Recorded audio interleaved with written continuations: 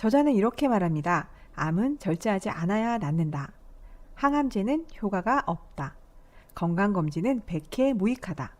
암은 원칙적으로 방치하는 편이 좋다고 말이죠. 의사에게 살해당하지 않는 47가지 방법의 저자 일본의 곤도 마코토는 암 방지 요법으로 50여 년간 4만 명 이상의 암 환자를 진료하며 환자들이 몰랐던 불편한 진실을 알리고자 하는 일본의 암 전문의입니다. 의사임에도 불구하고 의학계 사람들이 싫어하는 말만 하면서 관련 서적을 16권이나 발간한 베스트셀러 작가이기도 합니다.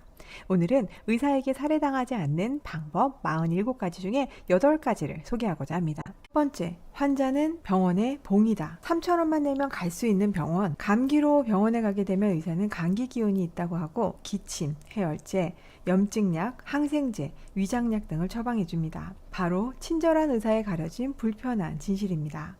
약을 먹거나 먹지 않거나 일주일이면 낫는 감기에 대해서 말이죠. 환자들은 꼭 알아야 합니다. 의료도 비즈니스고 그것이 의사의 생계 수단임을요.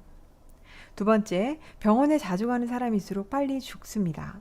한 연구 결과로 병원 서비스 만족도가 높은 사람일수록 사망률이 26%나 높다는 결과가 있습니다. 병원에 자주 갈수록 병명이 늘어나고 먹어야 할 약도 늘어나게 됩니다. 세 번째, 혈압 130은 위험 수치가 아니다.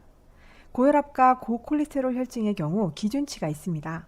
기준치는 전문 학회가 정하고 있는데요. 서로 담합해서 근거 없이 수치를 정하는 경향이 강하다고 합니다. 사실 고혈압은 90% 이상이 원인 불명이고 혈압을 낮추었더니 사망률이 하락했거나 심장병이나 뇌졸중 같은 질환이 감소했음을 검증해주는 실제 데이터는 아직까지 없습니다. 성인이 되면 동맥도 노화로 딱딱해져서 혈액을 흘려보내는 힘이 약해집니다.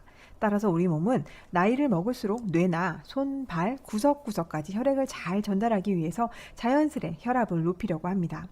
이런 상태를 약으로 떨어뜨리게 되면 지각이 둔해지거나 몸이 휘청거리게 됩니다. 네 번째, 한 번의 CT 촬영으로도 발암 위험이 있다.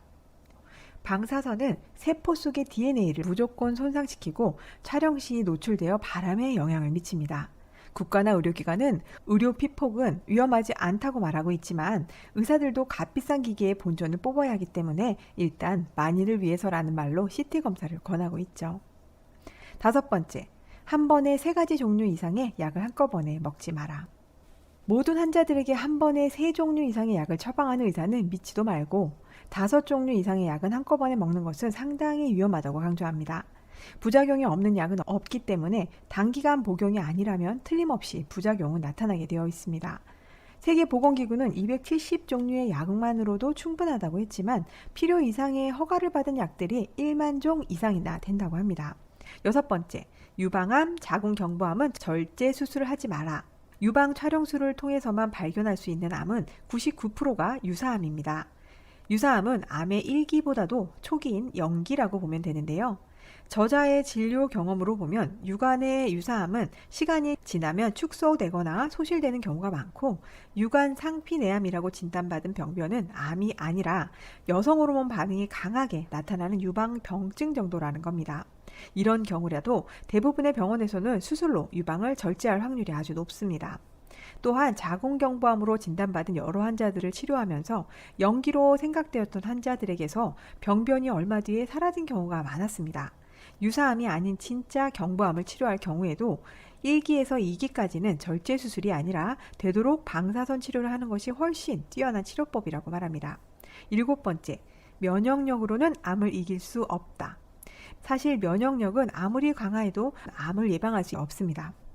면역세포는 외부에서 들어온 이물질을 적으로 인식해서 처리하는 세포인데요. 암은 자기 세포가 변이한 것이기 때문입니다. 인간의 면역 시스템은 암세포를 적으로 간주하지 않기 때문에 암이 발생하게 되는 것이죠. 따라서 면역세포 요법으로 하는 암치료법은 밑 빠진 독에 물 붓기와 같습니다. 여덟 번째, 체중과 콜레스테롤을 함부로 줄이지 마라입니다.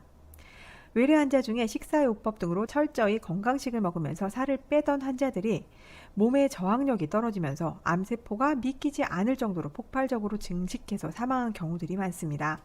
갑자기 살이 빠지면 혈중 지방인 콜레스테롤도 감소하게 되는데요. 콜레스테롤은 세포막을 만들고 각종 호르몬의 재료가 되기 때문에 생명 유지에 반드시 필요한 성분입니다. 잘못된 식사요법으로 살을 빼는 것은 암뿐만 아니라 다양한 합병증으로 사망할 수 있다고 합니다. 중년의 건강을 응원합니다. 오늘은 여기까지고요. 다음 영상에서도 저 갱스타는 중년과 갱년기 건강에 더욱 유익한 정보로 찾아뵙겠습니다. 감사합니다.